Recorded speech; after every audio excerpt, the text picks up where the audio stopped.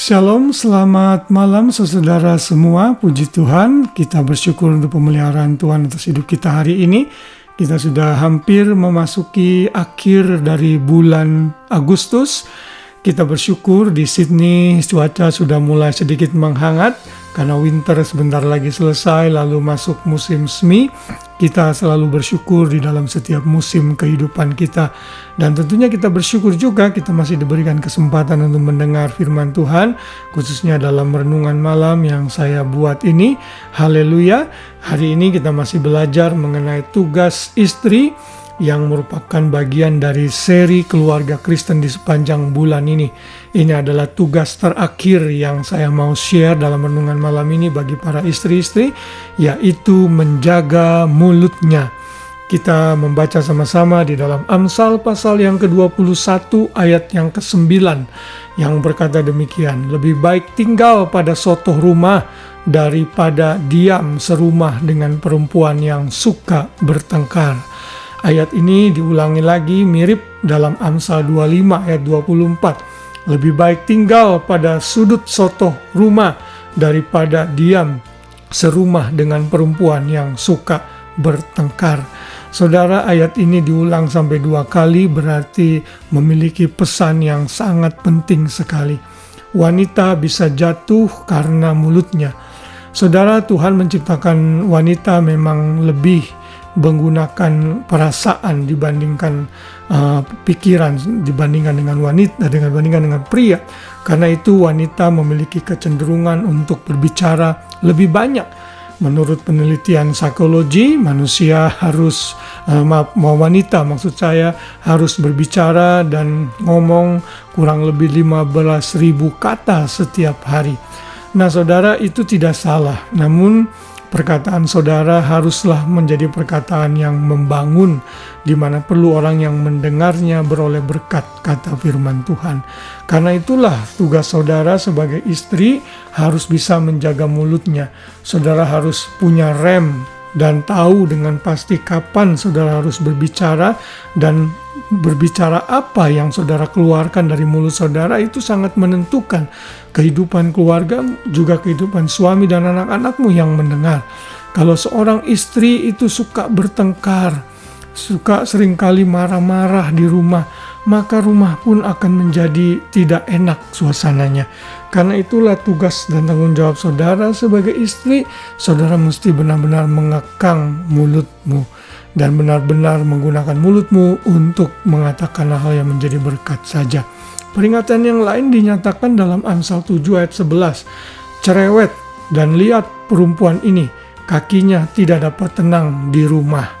Lalu Amsal 9 ayat 13. "Perempuan bebal, cerewet, sangat tidak berpengalaman ia tidak tahu malu."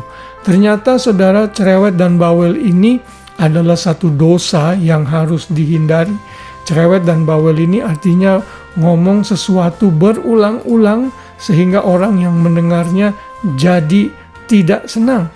Orang yang cerewet dan bawel artinya pembicaranya tidak mendatangkan hal yang positif, itu dinyatakan sebagai perempuan yang bebal.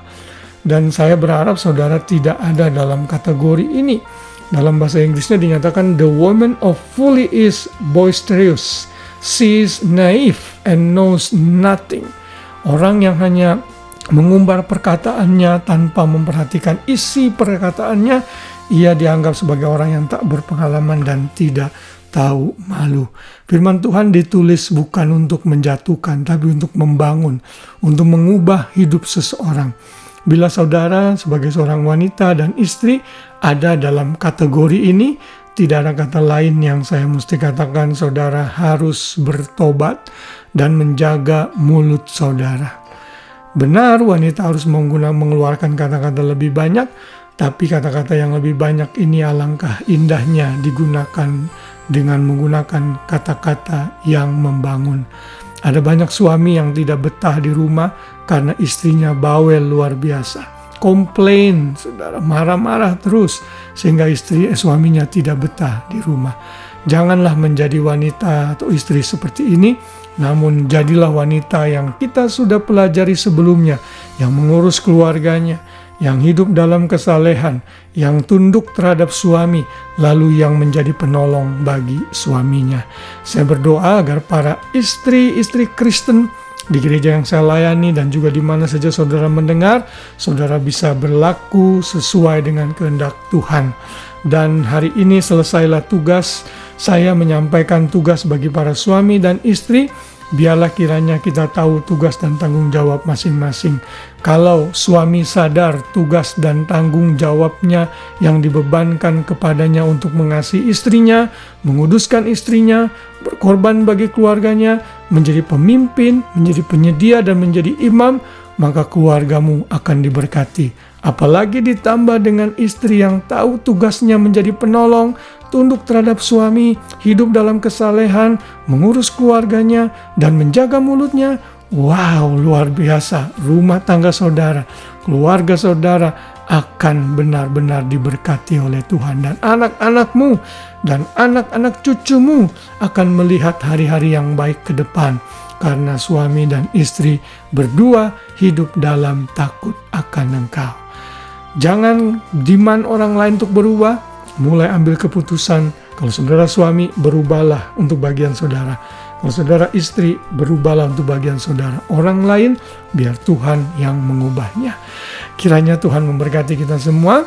Selamat malam, selamat beristirahat. Biar kasih Kristus menaungi kita. Dan besok pagi kita bangun dengan tubuh yang sehat. Menjalankan aktivitas kita dengan sukacita. Tuhan memberkati kita semua. Shalom.